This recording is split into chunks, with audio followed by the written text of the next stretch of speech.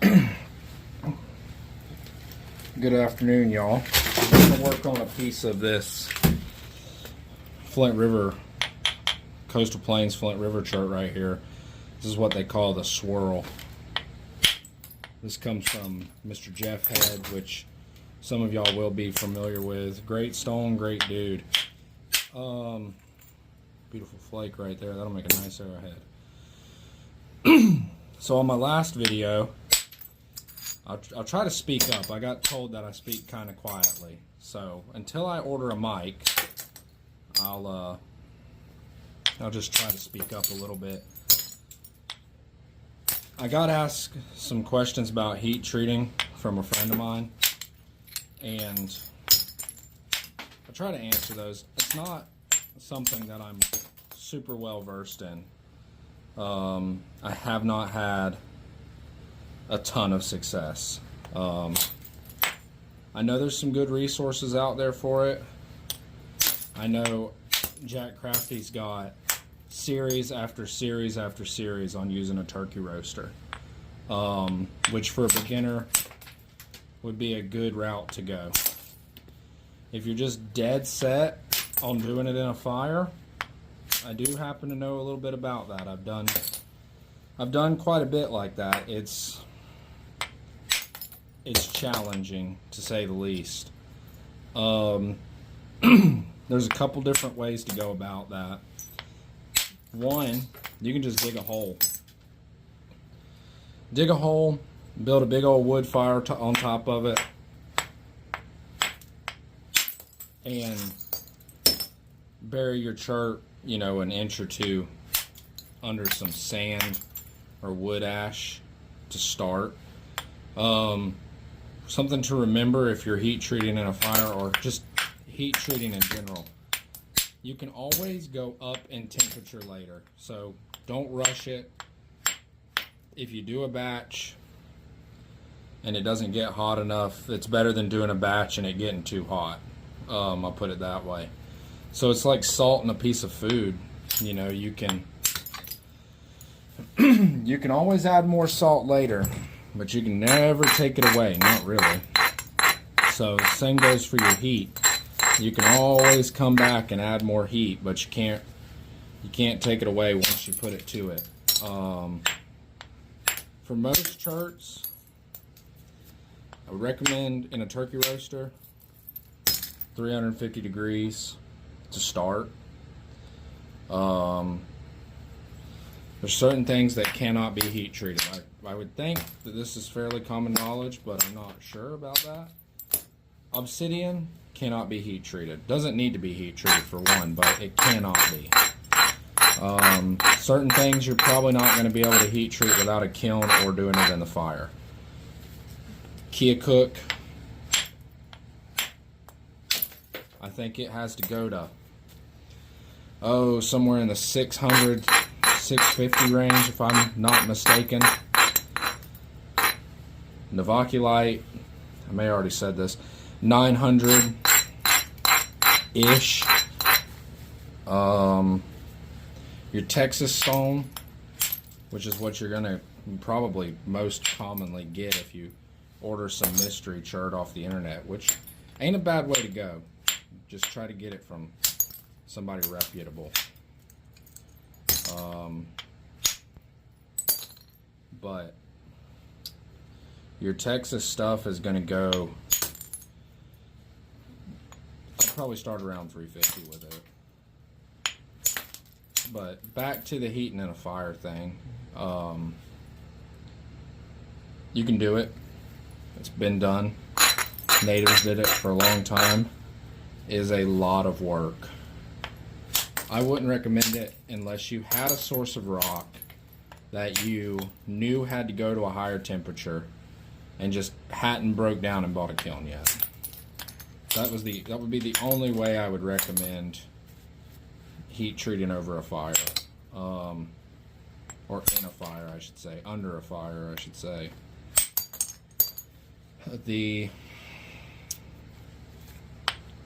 Really the right way to go is to get the turkey roaster.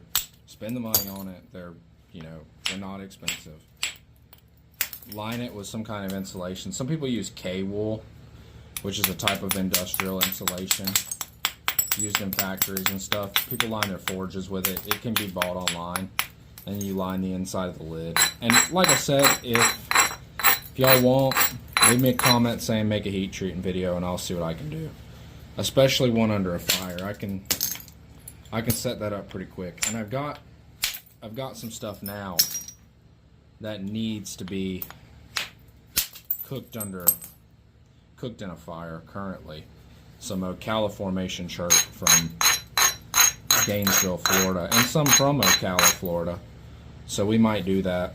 A lot of that stuff is really, really rough, especially raw. So there's a website called Puget Sounds Knappers. I think that's what it's called.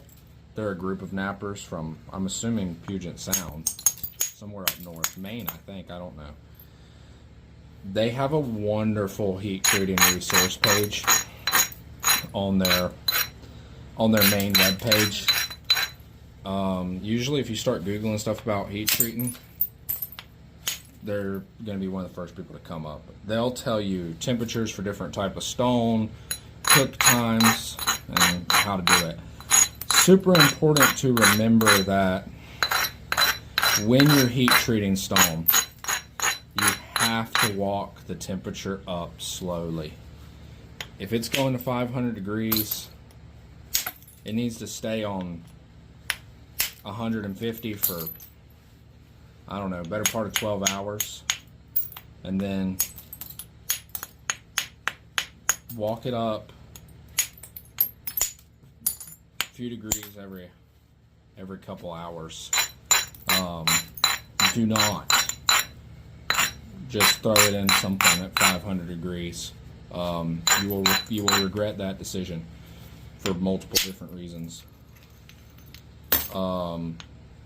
Again, Jack Crafty's got a series dedicated to heat treating in a turkey roaster. You know, most of the knowledge I'm giving to y'all I learned somewhere else, and a lot of stuff I learned from him. His videos are an absolutely wonderful resource. I highly recommend it to everybody.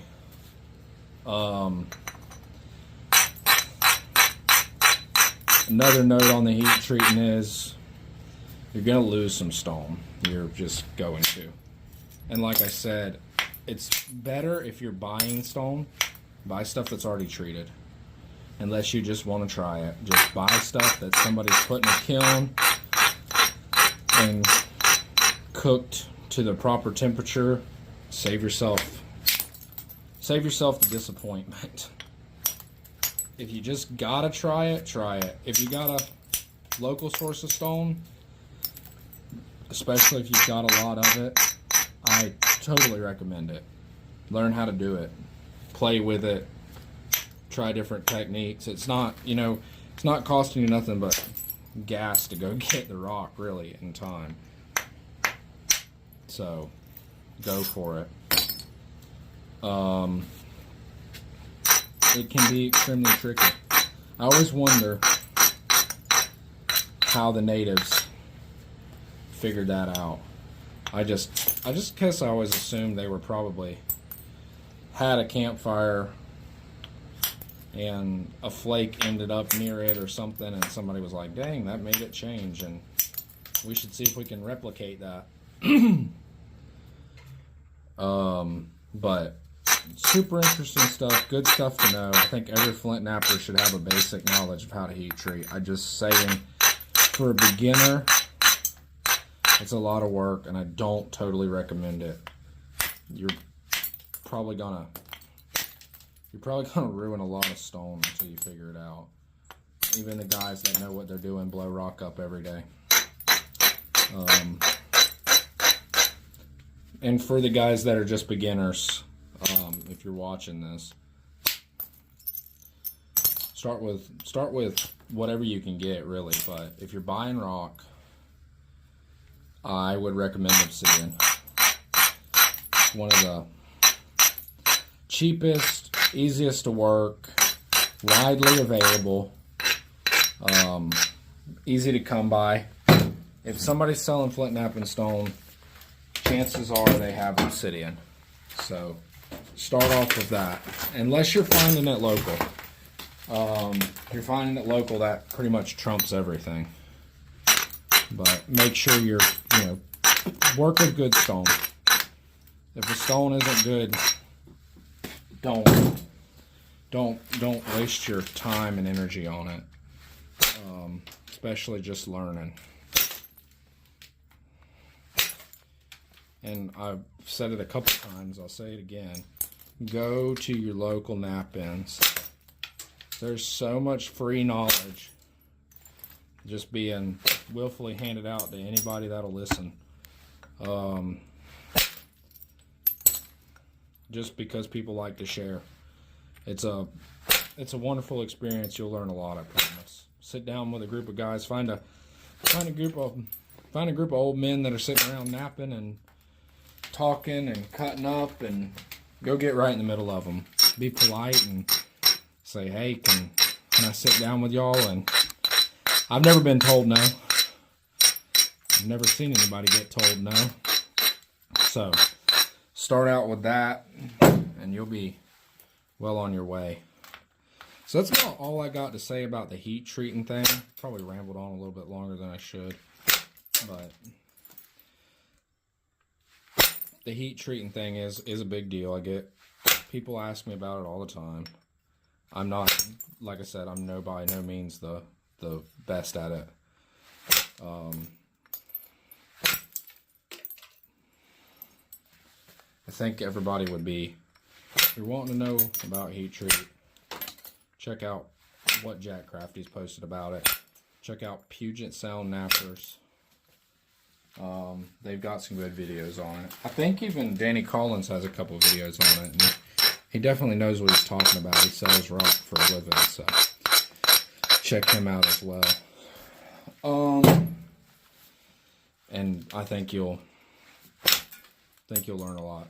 Start with a turkey roaster. If you just can't afford a turkey roaster for some reason, they're really not that expensive. Save the money. Buy one. But if you just can't get your hands on one, or you can't find one, you can try doing it in the ground.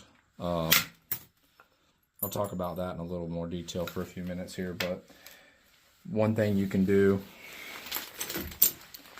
is either get you an old tub or cut a propane tank in half, something metal, round preferably.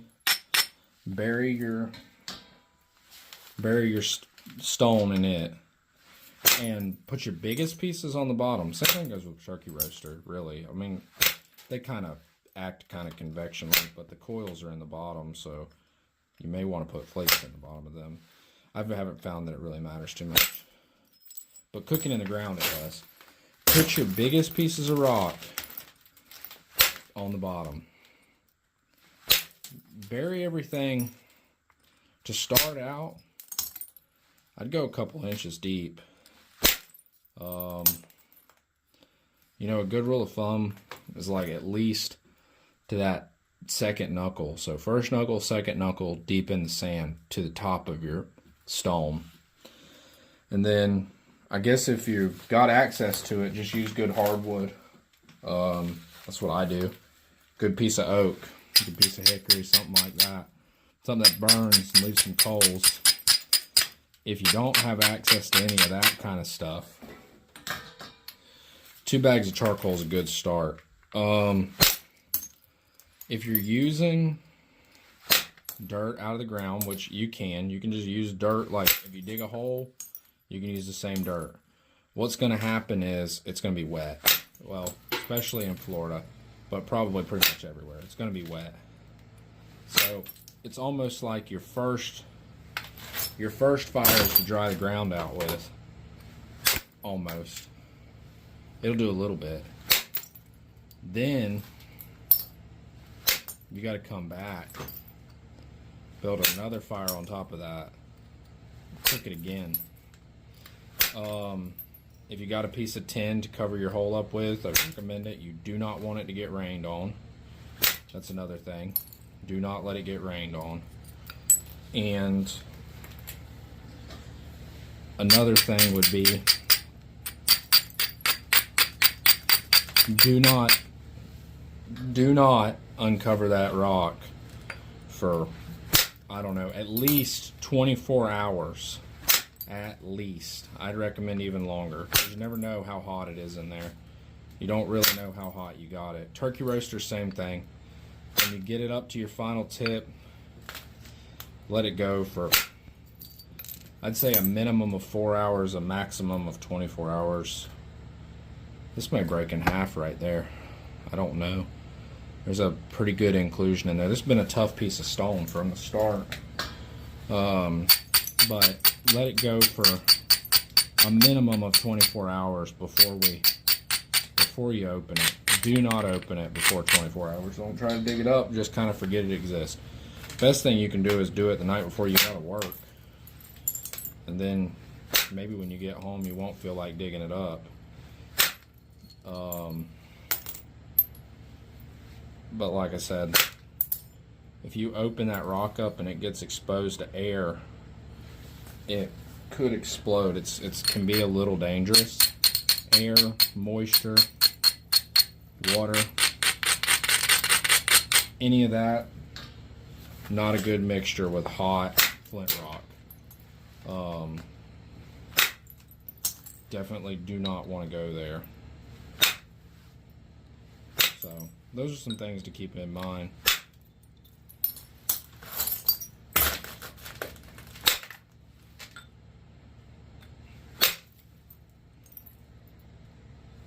This is a tough piece of stone right here. I thought this was a piece of heat treat, but I don't think it is. I think it's raw. Which we may still get something out of it, but it's going to fight me every way. Every bit of the way.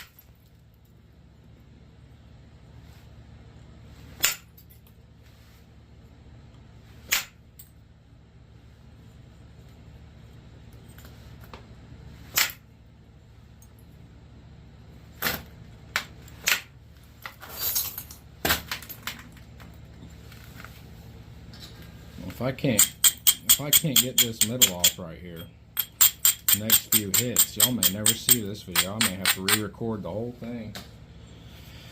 Just this piece of rock just does not want to cooperate with me. Well, there we go. Right where I said it would happen. How long are we into the video? We're 18 minutes into the video. Should I just try another one? See that discoloration right there? There was something going on right there. I pointed at it earlier and said, hey, it might break right here. I don't know exactly what it was. If I call it, does that make it better? All right, let me grab something else. We haven't been that long into the video. I'll keep that.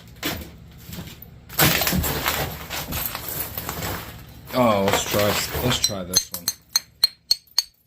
A little higher grade. A little bit of Cortex.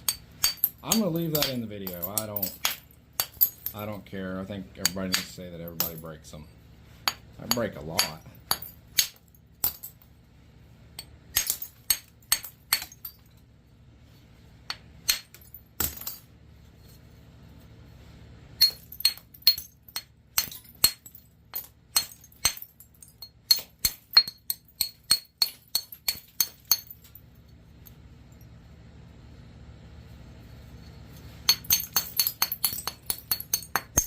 That spot right there is going to give us trouble. I can tell you now. But we're gonna work around it. What I'm doing right now is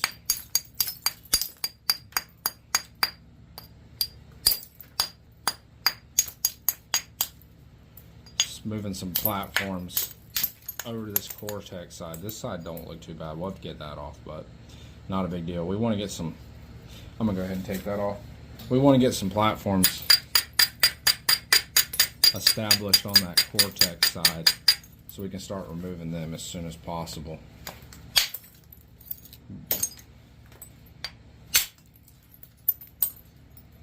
Boom. That's gone. I love it when it works out. Makes me look like I know what I'm doing. That last piece of rock did not make me look what I know what I was doing. Also wasn't paying any attention. I was just jabbering away.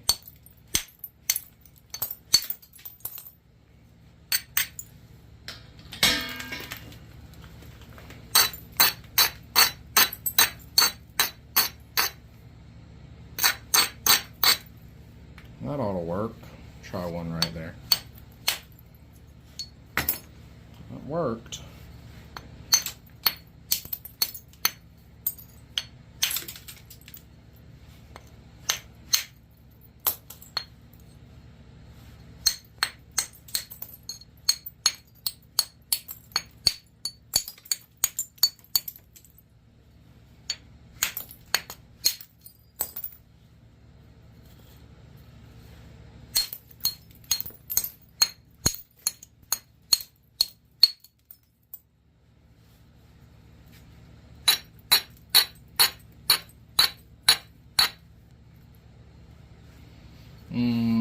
I'm gonna have to raise that up a little bit. I want to take one in right there. There's a hump right there, and it'd make a wonderful platform if I can run one across it. Get a little below center line. There we go. Right across it. Took out a lot of it. That was nice. I like it when a plan comes together.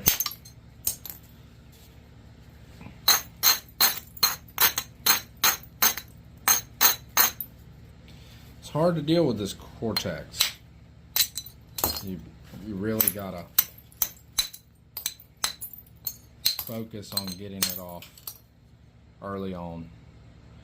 Focus on getting it off early on. And again,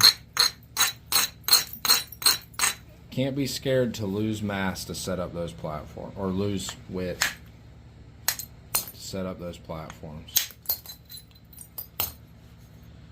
We're getting her down. This is going to be an issue. A big issue. I think. Could be wrong. Let's see what I can do with that right there. That'll make a good platform. I know I've lost a lot of width right there, but it may be a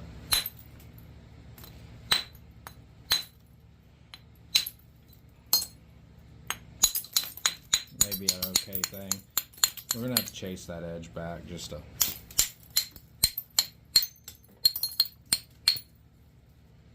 be able to get in there. Definitely workable flint in there. I just don't know how far that goes. That's a good piece of rock right in that. Right in that crack.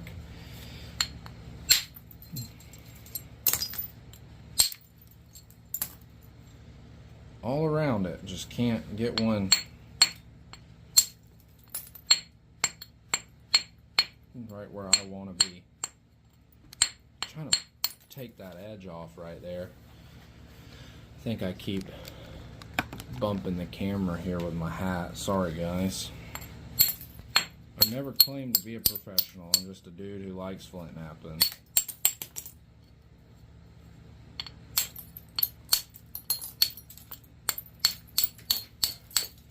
I may have already said it. I know. I probably repeat myself a lot. Y'all probably wonder, what the heck is this dude talking about? I am going to get a mic. I know several people have told me, friends of mine, you mumble and nobody can hear what you're saying. At least I got good friends that'll be honest. But they're right. I mumble. So might save that and get it with the indirect. We're actually overall looking pretty good.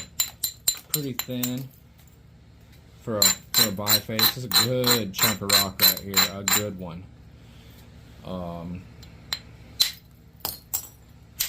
Really good grade.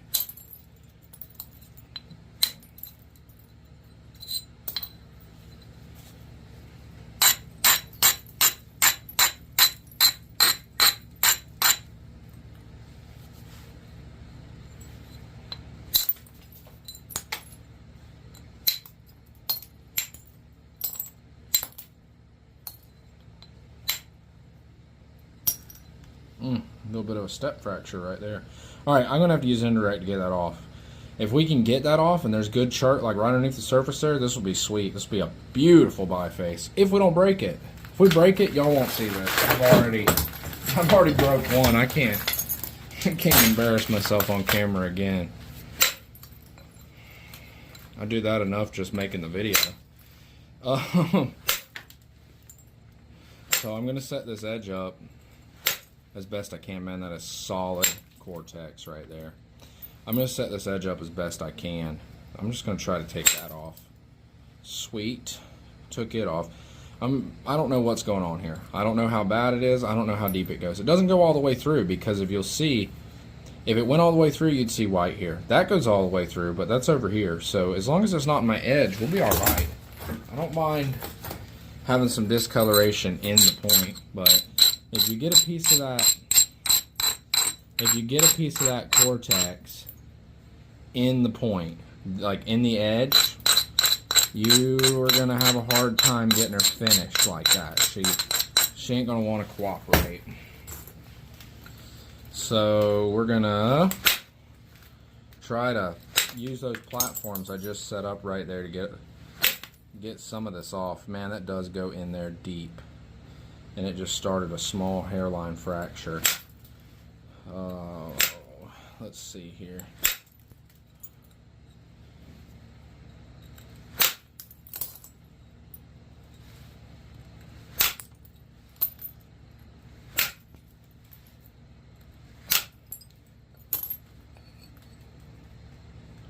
Not terrible.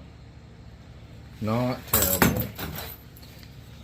Something you can do in a situation like this is try to base your point around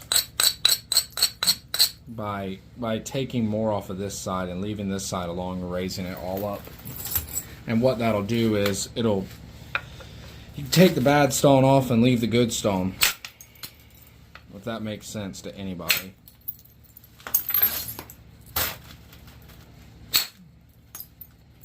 So what I'm going to do is, instead of shaving away all my good stone on the other side and leaving that clump of crap there, I'm going to shave away on this side and then bring everything else to match.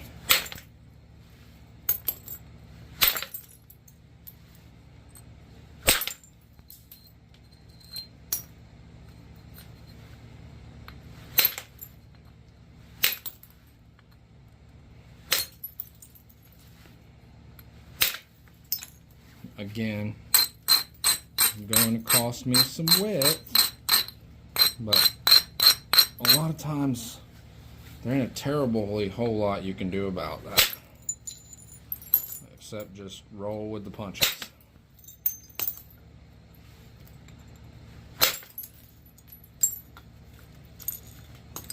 It does not like that area right there.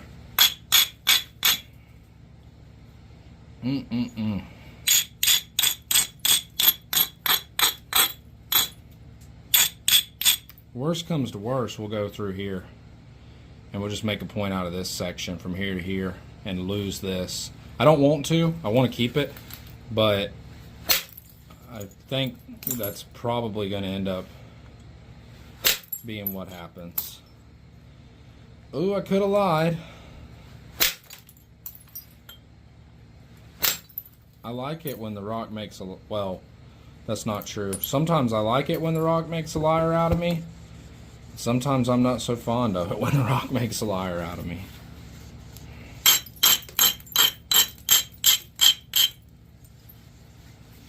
Thin this back out a little bit. You don't want to have a bunch of mass in your front and back.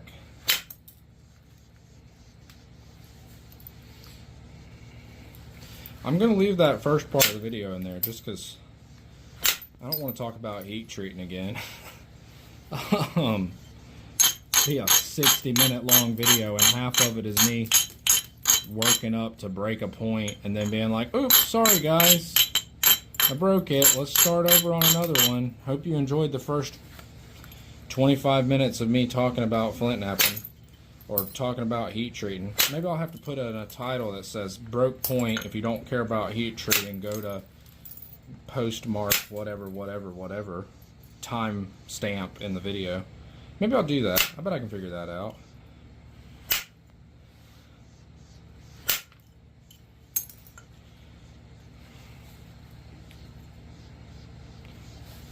I bet I can figure that out.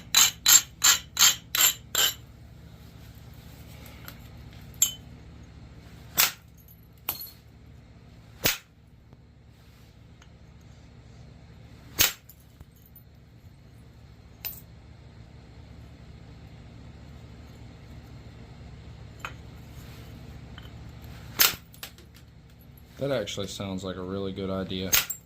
I think I will do that. Just to spare anybody who doesn't care about that from watching it, just to see the finished point and then let them down. Okay, so this tip needs to come over. Got to. Can't do nothing about it. Gonna have to come over. I think it's time to switch over to some pressure. Refine these edges. These edges got a little bit wonky on me chasing that dang concrete out. I'm thrilled we got it out, but now I need to refine this edge. So I do a lot of my pressure flaking with a small hand flaker. I don't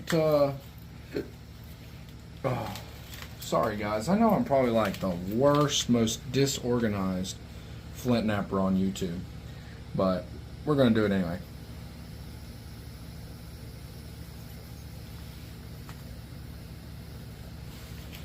So this is where we're at. Come over right here, come across right here, bring this in. That's gonna give us some symmetry. I care a lot about symmetry. I like my points symmetrical and thin, if possible. Don't care if they're not historically accurate, but man, if it's not thin and symmetrical, I do. And what I'm going to do is I'm going to use this pressure flaker to, some of these bumps and lumps in these edges are terrible, and a lot of that is for me setting up weird platforms and trying to knock that darn cortex out of there. We're going to leave that. We may leave this. We'll have to see how it ends up. It looked cool. It's wrong, but it looked cool. A native would have left it, I bet. I don't know. I can't speak for the natives, but I bet he would have.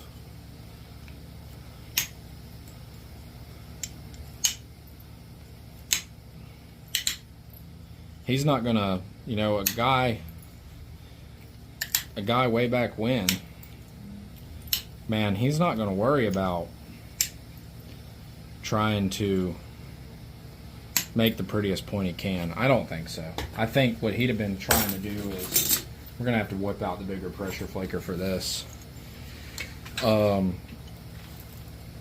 I think what he'd been trying to do is just make whatever he could use, and if it had a little bit of cortex in the hafting area, he probably wouldn't have cared. I ought to dig through some of the family artifacts around here. That's generations and generations of collecting artifacts off the family farm and other people's farms around here, and go through them and talk about what you typically see. For, you know, I forget, some people may not know what they were doing and what they were using them for. There's lots of good information out there about it, but everybody has a difference in opinion, you know. You know, I've heard all kinds of theories about why Clovises were fluted and all this, that, and the other. The reason they were fluted, in my opinion, this is my opinion, and it's probably wrong. Somebody will probably tell me I'm an idiot, but if you think about it, Clovis's, and there's debate about this too, lots of it. Clovis's were used to hunt megafauna, big stuff. You wanted, and you look at a Clovis artifact. The ones that I've seen in museums and seen castings of and seen in books aren't thick. Or they are thick. I'm sorry, they are thick. They're not thin. They're a big, fat, chunky, lenticular shaped point. And the reason that I think they fluted them was just to make them easier to haft. And they left them with all that mass in them because, first of all, mass equals penetration. I know people say Clovis's don't penetrate, and there's been some people tested that, and I'd say that's fairly accurate, that they probably don't penetrate that well. But they darn sure wouldn't penetrate that well if they were darn half-inch thick.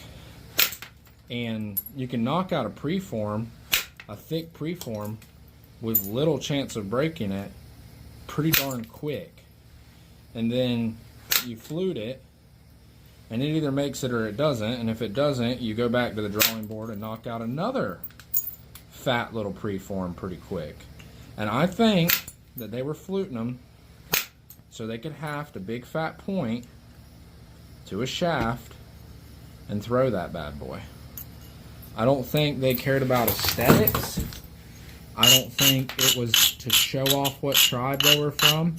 I think that, you know, despite what some people may think, I think ancient people were pretty darn smart. And they weren't wasteful.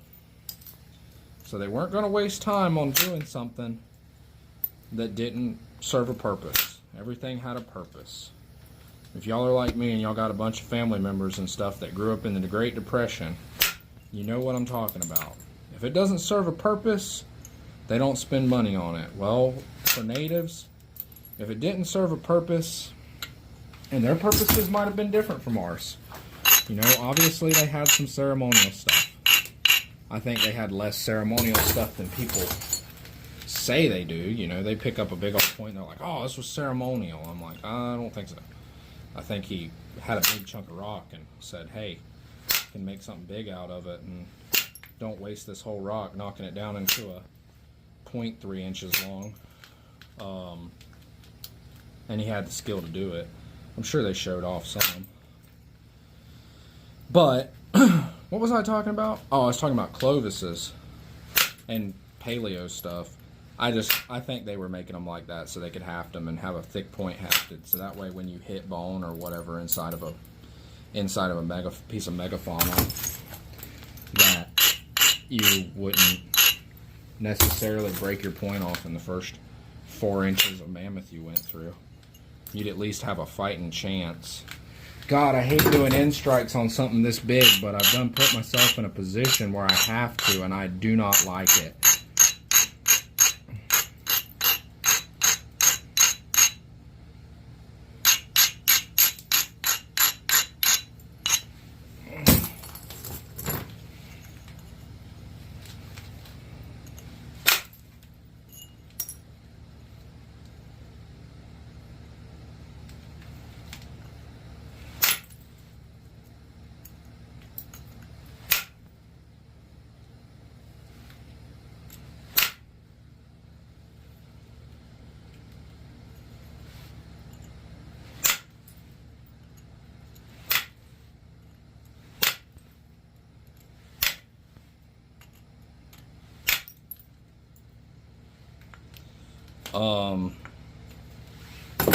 God, I went off on another tirade. Started ranting about something I probably got no business talking about. Oh well, I'm not an archaeologist.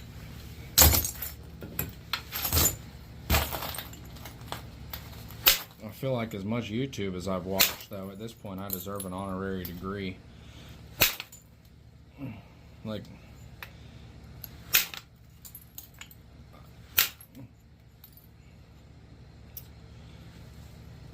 sure do love watching videos about that kind of stuff. I'm sure some of y'all do too. It's great. I love it. I love thinking about it. Imagine being out there around a campfire.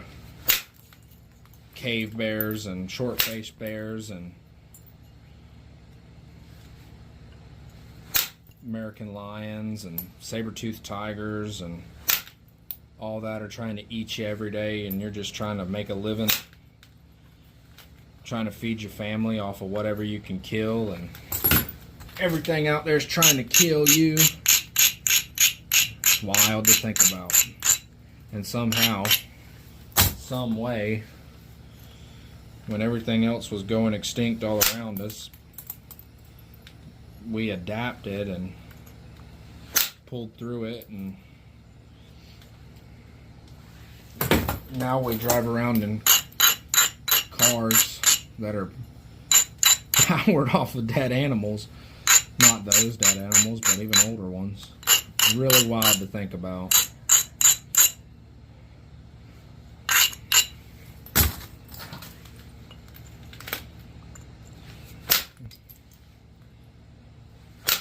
The world is a crazy place. Ooh.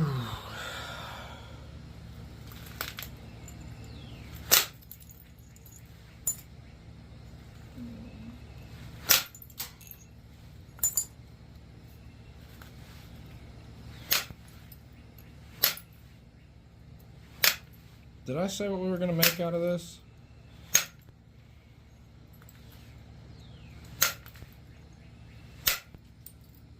Feet 3 minutes long. Sorry guys, we may have to I may have to put this up in 2 parts just to spare everybody. You know what though, y'all are grown, y'all can sit down and watch 43 minutes of it if you want to. You know where the pause button is. You get tired of watching it, pause it.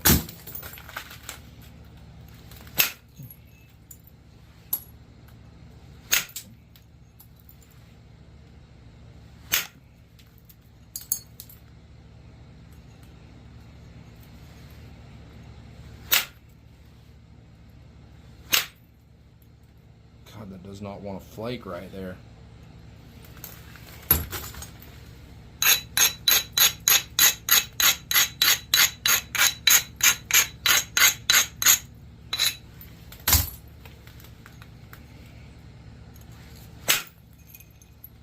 There it goes.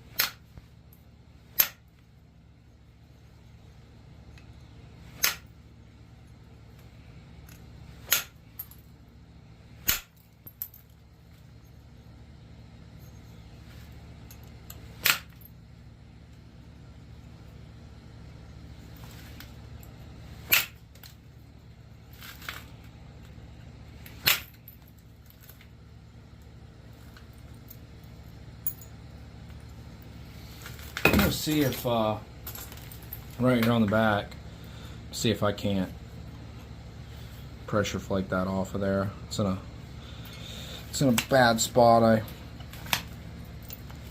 I don't like that,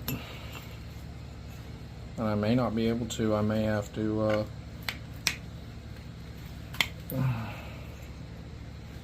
I bet I can get underneath it right there. Try it on that platform. Do a little pressure flaking around these edges. Try to clean everything up a touch more. Been whacking on it for a minute here with no abrading. Well, some abrading, but no platform construction. Super important to have your platform set up right. We're still going for a Dalton. I'm going to say it. I shouldn't say it. I got my cheat sheet up there. Got some pictures. This time I thought ahead. Y'all watched the last video, I butchered one, but We're getting there. See, this is a little bit better. This is a little bit better setup. Oh man.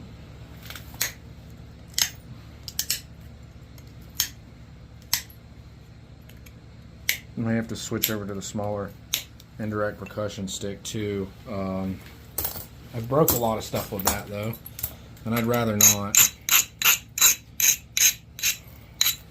Puts too much force in one area, really. I hope.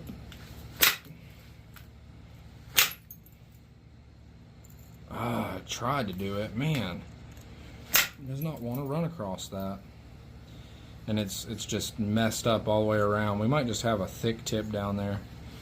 They can't all be 10s.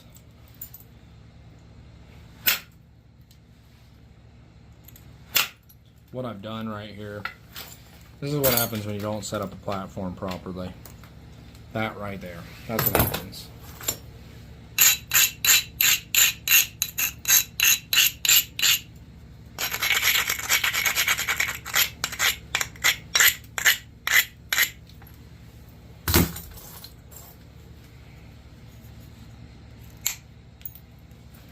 Sorry guys, out of frame again. I'm learning. About to learn about posting a 60-minute long video and breaking a point in the middle of it is what I'm about to learn about, I think.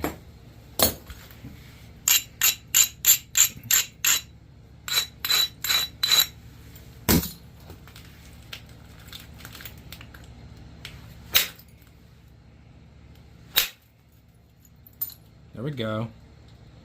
Just had to do what I knew to do. Set up a darn platform and quit playing around.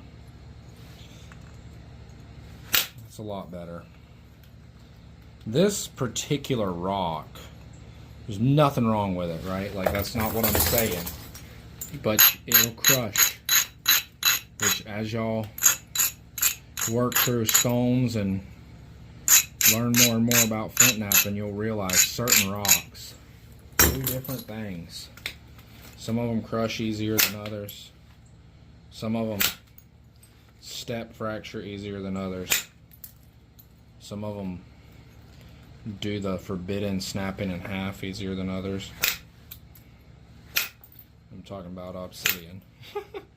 My nemesis.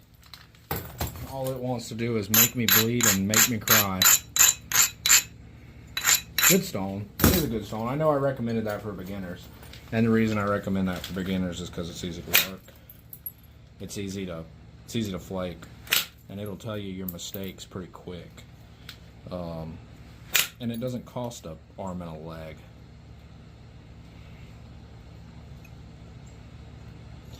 And you don't have to listen to me either.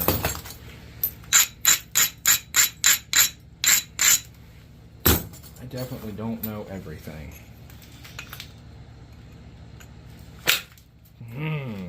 Almost had her. Does not want to cooperate right there. What I'm trying to do, guys, I'm trying to run a big old flake in there and take that off. Which I don't, again,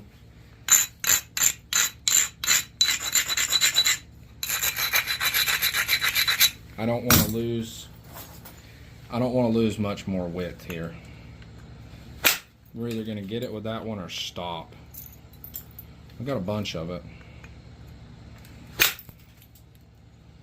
Yeah, she just doesn't want to cooperate.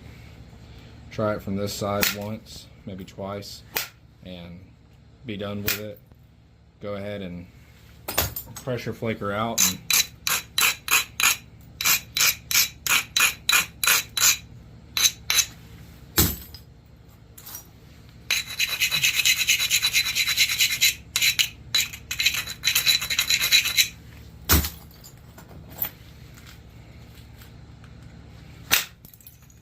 there we go. Got it.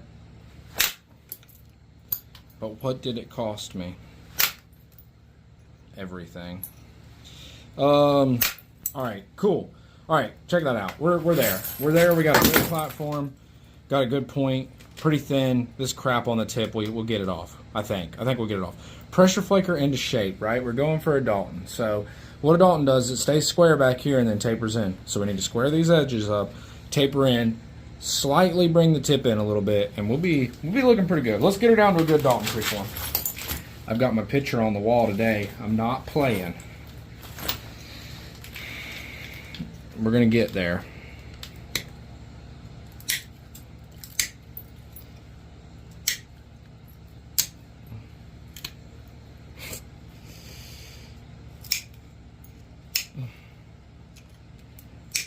I will put a disclaimer in the front of the video about breaking that one, and people can skip ahead if they want. I don't mind. You don't have to watch me talk about whatever I was talking. Oh, heat treating.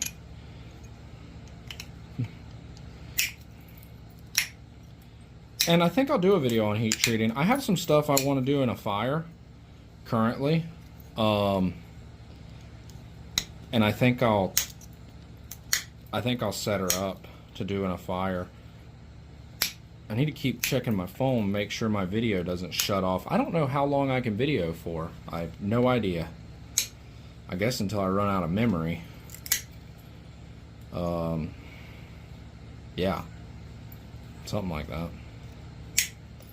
So, if it shuts off in the middle of this, we'll do a part 2. I'll just put up a part 2. Maybe I'll clip this video and whatever comes next together. And nah, I can't post a video without making a point. That just wouldn't look right, huh? That one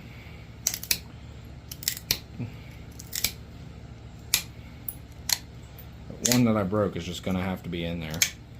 I could cut it out and go ahead and start talking about heat treating now, and everybody would have to watch the whole. Well, I guess they could skip ahead. Man, let's talk about something else. Let's talk about something that matters. Can't think of anything. I'm gonna shut up for a little bit. Just nap.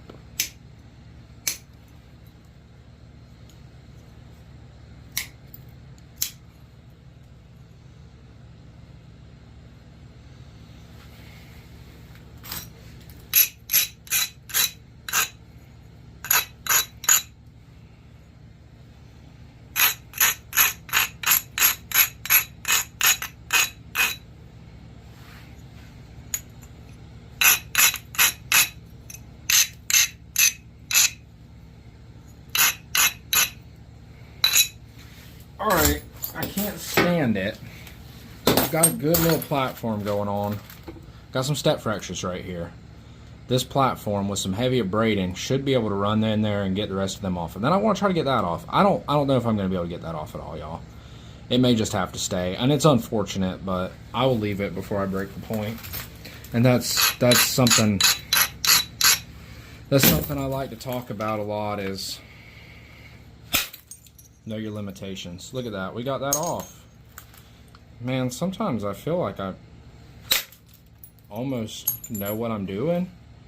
Like, occasionally. Wow. That helped a lot. Maybe we can get in there. Nah, we're gonna leave it. We're gonna leave it. I'm sorry about that, guys, but we're leaving it. I'm gonna pressure flake this on up. But I'm glad we got that off. That makes me feel a lot better. That's a pretty thin point. I mean, by my standards. That ain't no Jake Anderson point, but it's close. No, it's not. It's not close at all.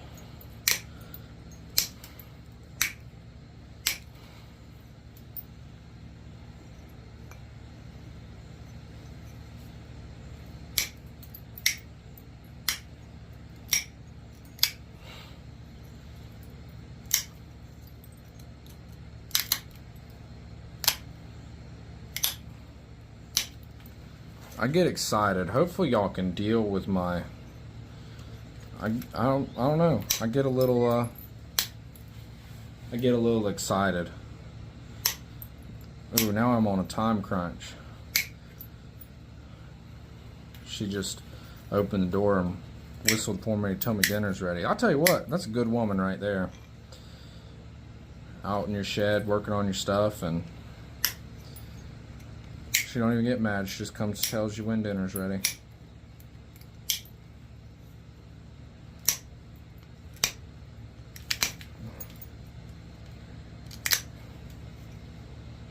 She doesn't watch my videos, so I can say that. I would never say it if she could see it.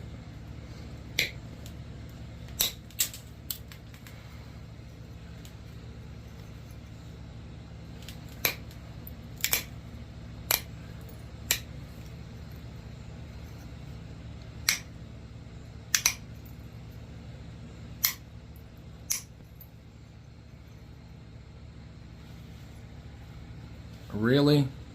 This needs to come back a little bit right here, and this needs to taper steeper like that. This would be like this ain't bad. We're off to a good start. Don't let me throw myself off, but this needs some more taper to it. It needs to start about, I mean, a quarter to a third of the point, and then start tapering in to the tip. You don't want too much of a taper, but you don't want too little of a taper. And like I said, I butchered this last night, but I got a picture to look at now, guys, so I'm on a roll. I had to think it through, think about what I was doing a little bit. I really wish I could get that clump off on that tip. Man, I wish. I could round that tip in, shorten it, and get that off. I don't want to shorten it, though. I kind of like it just how it is, nice and long. Everybody will be like, oh, you should have took that off. Oh, well. That's the best part about it. If you don't like the one I make, go make one. Best part about Flintknapping, it's a silent competition, you know. It's a competition between yourself and what you see other people do. You see somebody turn out something awesome, and the next thing you know, you're just, you know, you see maybe you're at work, not doing what you're supposed to be doing, hiding, looking at your phone. I know we all do it. And see somebody posted a point they made, and it's just wonderful. And you look at it and you go, when I get home, I'm going to have to try that. Well, I hope this inspires you. You can say, wow, that looked like crap. I hope I can do better.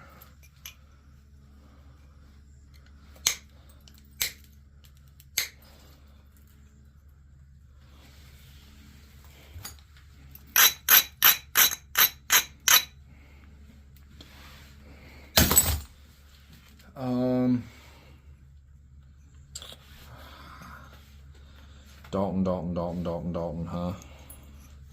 Man, I'm not good with point types. I'm literally looking at a picture of it. I got a picture of it sitting 3 foot away from me, and I still can't quite get it how I want it. Maybe I'll have to draw it on there.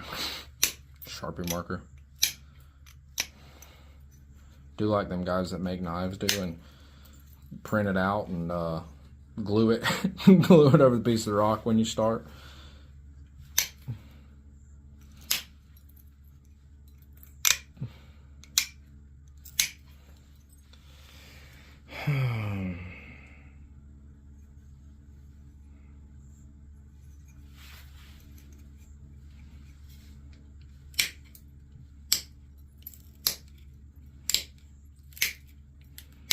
Let's take our time here and not take off too much width right to start with. We're going to come in about right here. Taper it back, but leave that little ear. Come straight in. Leave that little ear at the back. I want one of those little eared ones. There's about 1.5 million ways to make these things, and I see people make them. I think that might be why I struggle with them so much, is because I see certain people make them one way, and then this guy over here makes it another way, and they're all calling it a Dalton. And the artifacts of them, most of them, except for that really fancy, I think it's called the Z-Flake. Yeah, Z-Flake Dalton. Most of them are tiny little things. Kind of don't look anything like what I want to make. I mean, I wouldn't mind making one. I'm just saying right now, they don't look anything like what I want to make. The transition right here in the shoulder is a little weird. You almost have to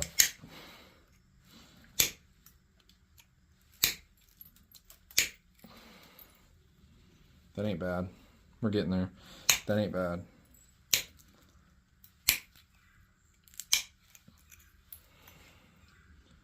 Oh yeah, I like that. That's good. Now we do the same thing on the other side.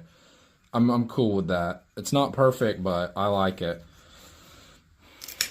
I think Dalton should have some serration too. I think the ones that are serrated look really good. We're really running low on time here. I feel bad for making an hour-long video, but you know what? I'm gonna do it. That needs to come down a little bit more.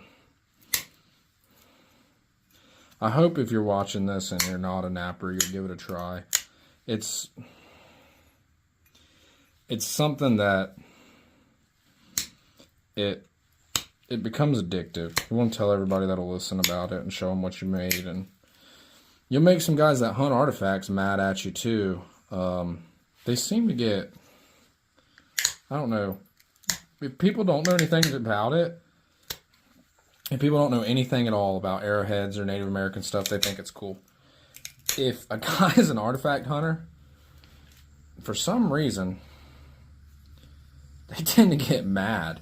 It's like they think you're going to go sell them or something, which people do, but I've never tried to pass anything off as authentic, and I don't know very many people that have.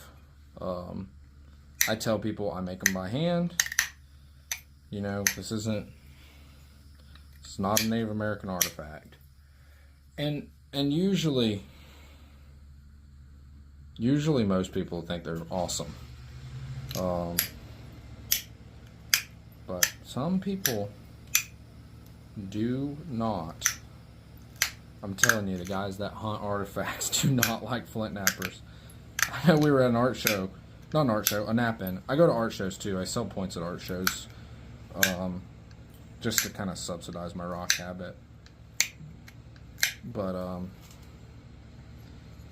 the guy at a nap-in a while back told me that he had a guy that was a big arrowhead collector. He was really good. He told me a while back that he had a guy that was a really big arrowhead collector tell him that he wished that they'd break every flint napper's arms so they couldn't make any more.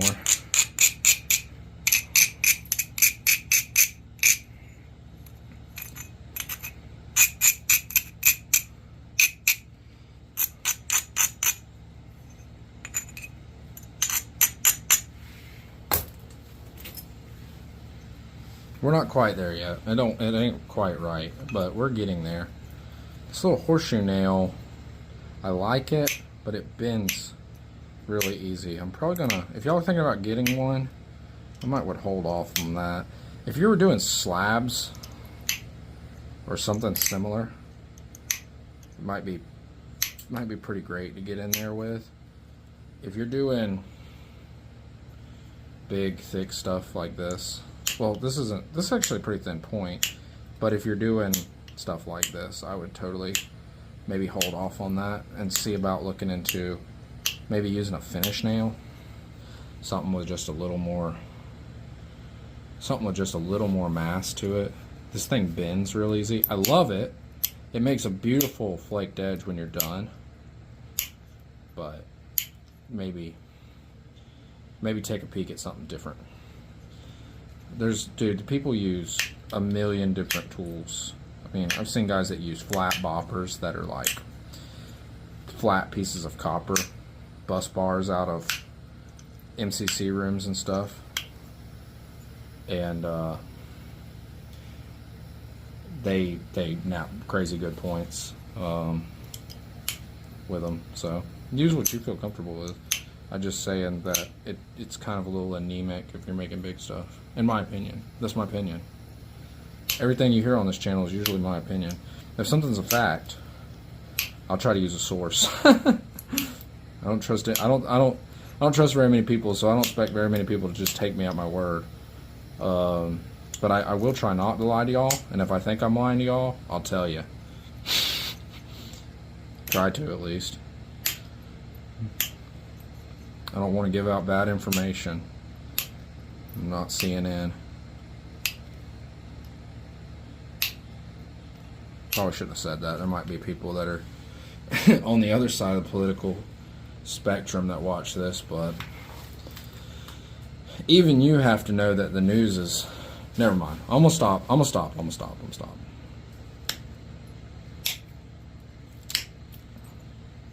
We try to be an inclusive environment here.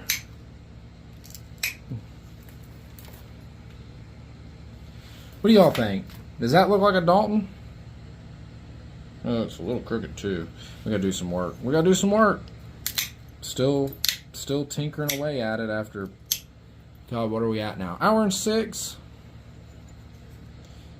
Pretty bad.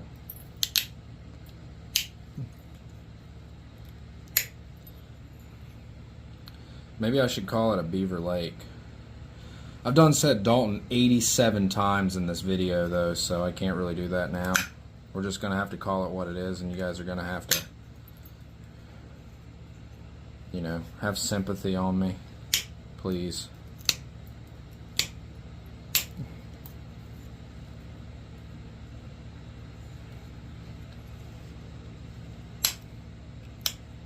I'm going to post it on Reddit too. I'm going to take a picture of it and post it on Reddit. They'll let me know real quick if I was right or not, if it's a Dalton or not. They'll let me know. Those guys are great though. I'm picking. They're fantastic. The napping community over on Reddit. I don't know if any of y'all are a part of it. It's called, I think it's just called Flintknapping.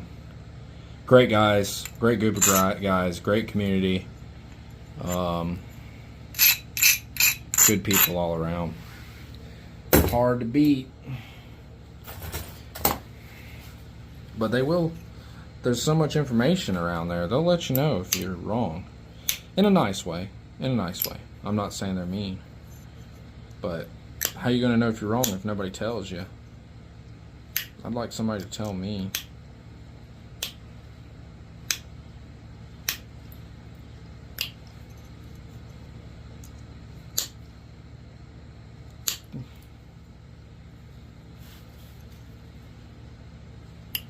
Man, we're right there at that little spot. That tip does need to kind of go that way, and I'm going to try it, y'all. Wish me luck.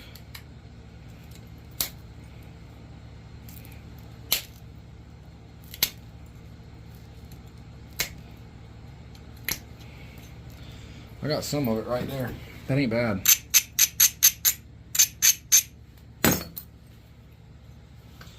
Oh, man, sorry. I keep pulling y'all out of camera, out of focus. Way out of the way. Y'all can't see it way up in my chest, can you? I can though. I can see it real good. That's why I keep doing it. Is that symmetrical? It's close. It's close.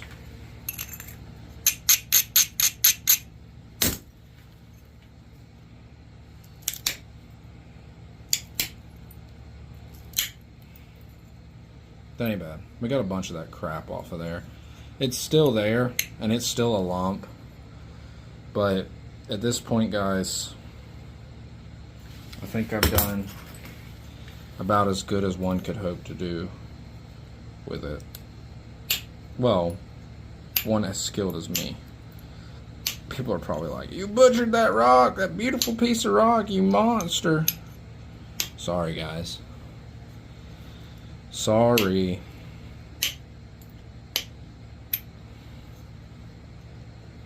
I know a fella that's got it. Something about this, the basal area just doesn't look quite right. I think it's actually maybe a little too far in.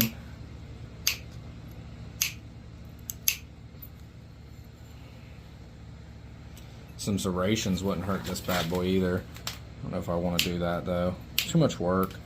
I might go back and put serrations. Man, it would look good with serrations though. We're way into a video now. Dalton should have serrations. I'm not sure you can call this a Dalton. I'm gonna call it a Dalton. Again. I called some stupid point I made last night a Scott's Bluff, and then I got in there and I looked it up.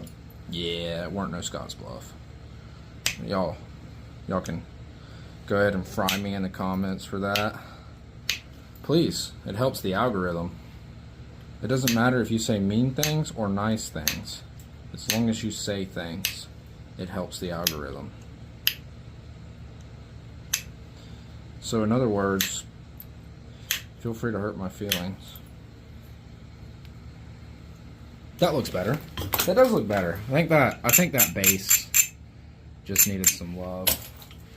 Just a little bit. Hey, I'm happy with that. I don't know about y'all. I hope you enjoyed the video. I probably should have shut up after I broke that first point and gone inside and been done, but I like that. I'm gonna call it good. Thanks for watching, y'all. There's a Dalton. Close enough.